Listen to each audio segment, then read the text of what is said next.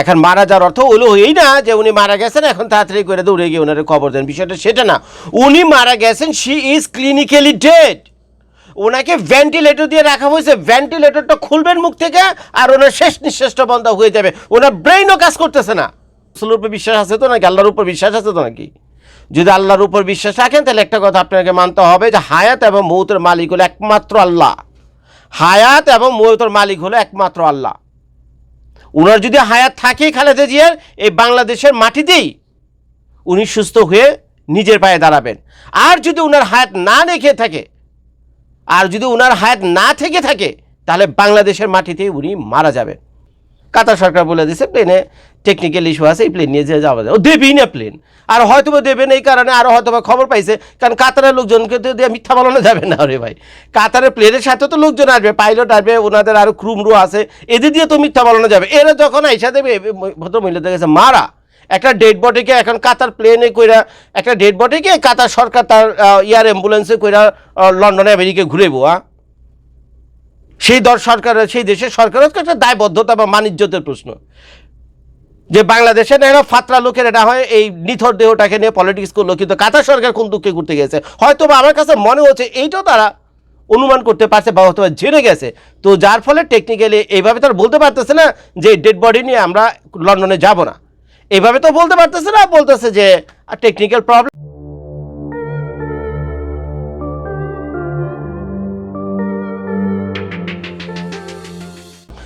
তো ভাই শেষ পর্যন্ত বেগম খালেদা জিয়ার আর লন্ডন যাওয়া হলো না, বেগম খালেদা জিয়ার আর লন্ডনে যাওয়া হলো না। আর এটা যে হবে না সেটা আমি আগে থাকতেই জানতাম। এখন আমরা মুখ্য সূক্ষ্ম মানুষ, আমাদের আর কে জেনে, বুঝছেন? তা আমাদের কথা তো আপনি গুরুত্ব দেন না, পাত্তা দেন না, মনে করেন ফাইজলামি করি। তো এই খালেদা জিয়াকে লন্ডনে যে যাওয়া হবে না সেটা তো ভাই একটু যদি সুস্থ মাথায় চিন্তা করেন তাহলে আপনারা বুঝতে পারতেন। একটা জিনিস খেয়াল করেন, একটি মানুষকে ভেন্টিলেটর দিয়ে বাঁচিয়ে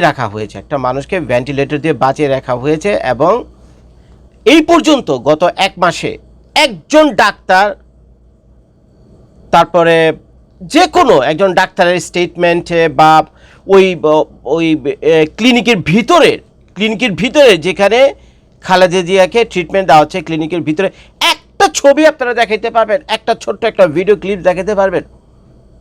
ভাই উনি তো বাংলাদেশের প্রধানমন্ত্রী না, এখন আগে ছিল, উনি তো বর্তমানে বাংলাদেশের প্রধানমন্ত্রী না। এই যে 3 বাহিনীর যে প্রধান আছে ওনারা যে গেলেন এই সেরে দেখার জন্য, খালেদা জিয়াকে দেখার জন্য, একটা ছবি বাজারে দেখছেন, একটা ছবি? এমনি তো তারা তো দুনিয়ার ছবি তুলে মিয়া বাইরে গেলে। এই ডক্টর মোহাম্মদ ইউনূসের দলবল বলেন, সেনাবাহিনীর লোকজন বলেন, তারপরে বিভিন্ন পলিটিশিয়ান বলেন, আরও যারা আছে, তারাতে বিভিন্ন জায়গায় গেলে মানে ছবি, ভিডিও ক্লিপস, মানে রিলসের শর্টস, টিকটকের অভাব থাকে না। তো এখন এই খালেদা জিয়ার ব্যাপারে গত এক সপ্তাহ ধরে একটা ছবি আমাকে দেখান যে জজ ভাই এই ছবিটা আছে, এই যে দেখেন সেনাবাহিনীর মিলিটারি প্রধান ওয়াকারুজ্জামান সাহেব ওখানে গেছেন, এই যে দেখেন ভাই যে তার সাথে কিছুটা দূরে দাঁড়িয়ে থেকে হলো কথাবার্তা বলতেছে বা দোয়া দরুদ পড়তেছে। দেখছেন এই ধরনের ছবি? যদি এরকম একটা ছবি দিত ফেসবুক, ইউটিউবে, আমরা যদি দেখতাম বা নিউজে আসতো, কি ক্ষতিটা হইতো? হ্যাঁ, বাইরের টিভি ক্যামেরাম্যান বা সাংবাদিক ঢোকার দরকার নেই, আরে ভাই পকেট থেকে সেলফোন বের করে তো ছবি ভিডিও করা যায়। তো মানুষের সাথে এরকম ফাত্রামি করার মানেটা কি? আমি তো গত 3 দিন ধরে বলতেছি, বুঝছেন, উনি মারা গেছে। আমি এখনো দাবির সাথে বলতেছি খালেদা জিয়া মারা গেছেন। এখন মারা যাওয়ার অর্থ হলো এই না যে উনি মারা গেছেন এখন তাড়াতাড়ি করে দৌড়ে গিয়ে ওনার খবর দেন, বিষয়টা সেটা না। উনি মারা গেছেন, শি ইজ ক্লিনিক্যালি ডেড। ওনাকে ভেন্টিলেটর দিয়ে রাখা হয়েছে, ভেন্টিলেটরটা খুলবেন মুখ থেকে আর ওনার শেষ নিঃশ্বাসটা বন্ধ হয়ে যাবে, ওনার ব্রেইনও কাজ করতেছে না। একটা মানুষের যখন ব্রেন 3 দিন 4 দিন সপ্তাহ ধরে কাজ না করে তখন ডাক্তার অ্যানাউন্স করে শি ইজ ক্লিনিক্যালি ডেড, কিন্তু ডাক্তাররা যেটা বাইরে এসে বলবে এইটাও বলতে দিতেছে না সরকার। এইখানে শুরু হয়ে গেছে রাজনীতির খেলা। ডক্টর ইউনূস দলবল চিন্তা করতেছে, হাই রে, এই মুহূর্তে যদি এখন খালেদা জিয়ার কিছু হয়ে যায় তাহলে আমাদের উপরে এসে দোষ পড়ে, কারণ উনি খুব একটা অবস্থায়, খুব একটা নাজুক অবস্থায় উনি সশস্ত্র বাহিনী দিবসে উনি ঘরের বাইরে গিয়েছেন সেখানকার চা কফি খাওয়ার জন্য, পোলাও কোরমা খাওয়ার জন্য।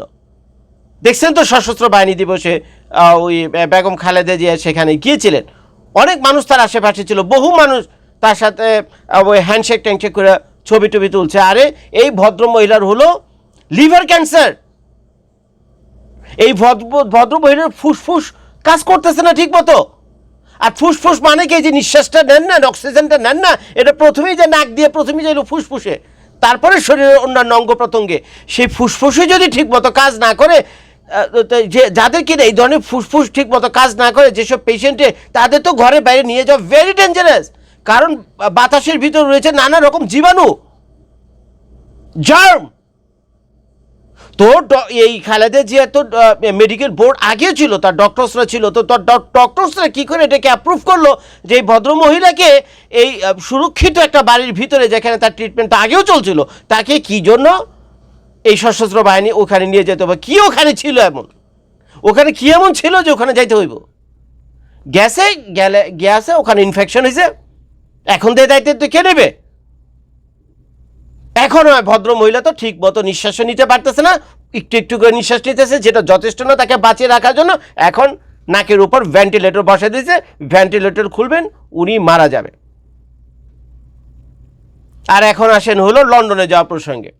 লন্ডনে যে যেতে পারবে না সেটা আমি আরও 2 দিন আগে ভাবছিলাম। আপনি তো একেবারে আলহামদুলিল্লাহ খুশি, মানে বন্যা বয়ে দিয়েছিলেন যে খালেদা জিয়া লন্ডনে যাচ্ছে চিকিৎসার জন্য। এবার মনে খালেদা জিয়া লাভ দিয়ে দাঁড়িয়ে যাবো, এবার মনে খালেদা জিয়া লাভ দিয়ে যায় যাবো। ভাই, আল্লাহ রসুলের উপর আল্লাহ রসুলের উপর বিশ্বাস আছে তো নাকি? আল্লাহর উপর বিশ্বাস আছে তো নাকি?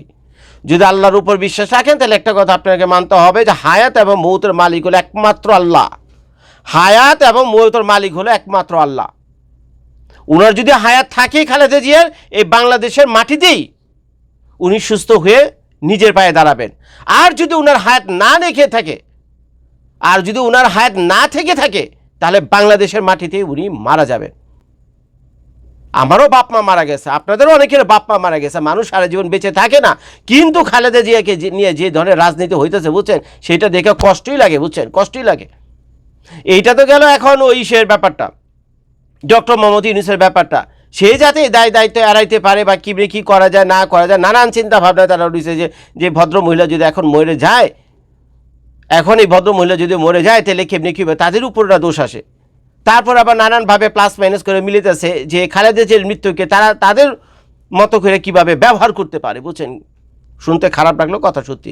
ওদিকে আবার বিএনপি শালায়, মানে মুখটা খারাপ হয় বিএনপি দলটার ভেতরে। এমন কোনো নেতা ফেতা আমি এমন কোনো কেউকে দেখলাম না যে কিনা মানে একটা মানে জোর দাবি জানায়, বুঝছেন। তার দলের নেতাকর্মী লক্ষ লক্ষ কোটি কোটি নেতাকর্মী, তো তাদেরও তো অধিকার আছে এই খালেদা জিয়ার সর্বশেষ খবর জানার। তো তাদের মধ্য থেকে কারো দেখলাম না। এটা তো এখন সরকারি নিয়ন্ত্রণে রয়েছে, যেহেতু এসএসএফ দিয়ে চারদিকে ঘিরে ফেলা হচ্ছে, এখন তো আওয়ামী লীগের নেতাকর্মীরা তার ধারে কাছে যেতে পারে না। অন্তত তাদের পক্ষ থেকেও তো একটু প্রতিবাদ করা উচিত ছিল যে সর্বশেষ খবর আমরা লাইভ দেখতে চাই, কি হয়েছে আসলে। একজন ডাক্তার, যে ডাক্তার তার সাথে ছিল, তাকে বের করে নিয়ে আমাদের তার সাথে আমাদের কথা বলার, অথবা ডাক্তারের পকেটে তো একটা সেলফোন আছে নাকি, সেলফোন তো সাথে থাকেই, সেলফোন তার কোনো দোষ করেনি।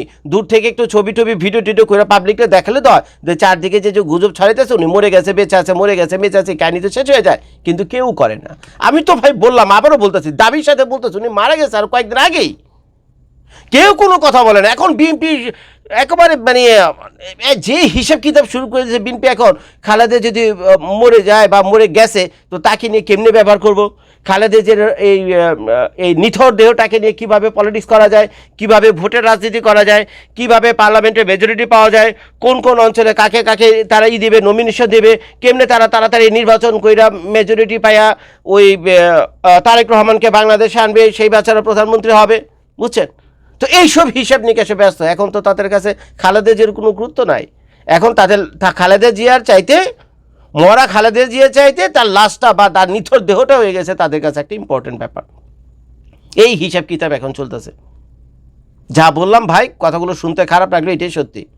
তারপরে আসেন হলো কাতার এয়ারলাইন সম্পর্কে। দুনিয়ার কোনোদিন কোথাও শুনছেন রে ভাই কাতার? কি আর কমো ভাই, কি আর কমো ভাই, শালায় আমরা কি ভাই এতই কাঙ্গাল? আমরা কি এতই কাঙ্গাল? কিছুক্ষণ আগে নিউজ দেখলাম, দুদকের যে মহাপরিচালক আতিক সাহেব না কি সাহেব, তার বোন নামে বলে 300 কোটি 400 কোটি টাকা, কত শত কোটি টাকা, 2-4 কোটি টাকা না, বুঝছেন, শত কোটি টাকা ফ্ল্যাট প্লট কিনে বলে ঢাকা শহর অর্ধেক ঘুরে ফেলাইছে। বাংলাদেশের দুর্নীতি দমন মহা দুর্নীতি দমন মহাপরিচালক নাতিক না কি জানি নাম, নিউজে কিছুক্ষণ আগে আমি দেখলাম। তো বাংলাদেশে মানুষের কাছে হলে এত টাকা, আর উনি তো একজন নাকর সরকারের একজন কর্মচারী, আতিক সাহেব দুর্নীতি দমন কমিশনে। তো তার কাছে যদি শত শত কোটি টাকা থাকে, তো ভাই আপনারা তো দেশ চালাইছেন গত 3 বার, বিএনপির কাছে কি পয়সা নাই? আর তাছাড়া ওই যে বিএনপি তো এখন বর্তমানে শুনছে আওয়ামী লীগের ফেলে যা ব্যবসা বাণিজ্য সামলাইতেছে, ওই যে সালামের কথা বলতেছে, বুঝছেন, শুনতেছি তো সালাউদ্দিন সাহেব সালামের ফেলে যাওয়া সয় সম্পত্তি এখন উনি রক্ষণাবেক্ষণের দায়িত্বে রয়েছেন। তো এখন পয়সা তো কামে যাচ্ছে, আছে তো ভাই সবার কাছে পয়সা। আর তাছাড়া প্রতিদিন তারা চাঁদা টাদা তুইলা বিভিন্ন জায়গা থেকে লুটপাট করে যে পয়সা রোজগার করছে, এও তো যথেষ্ট।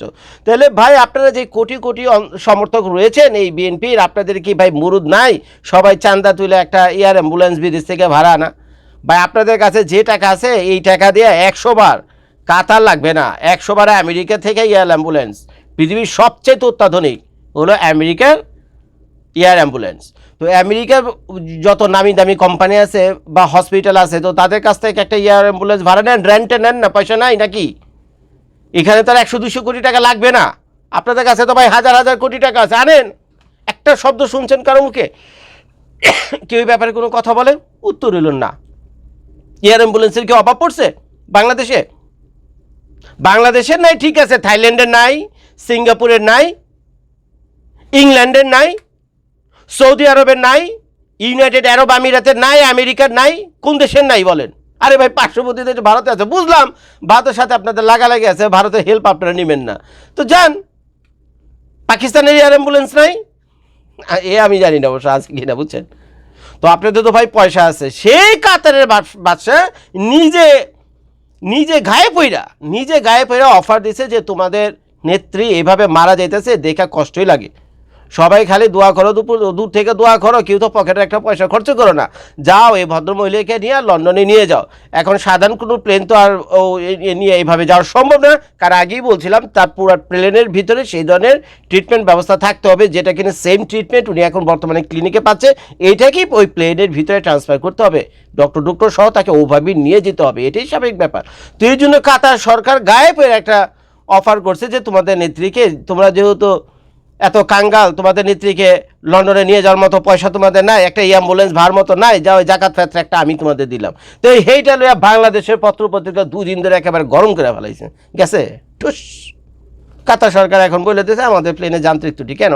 ব্যাটা তো তোমাদের কাছে প্রমিস করে ঠেকা হয়নি ব্যাটার। কাতার সরকার বলে দিয়েছে প্লেনে টেকনিক্যাল ইস্যু আছে, এই প্লেন নিয়ে যে যাওয়া যায়, ও দেবেই না প্লেন।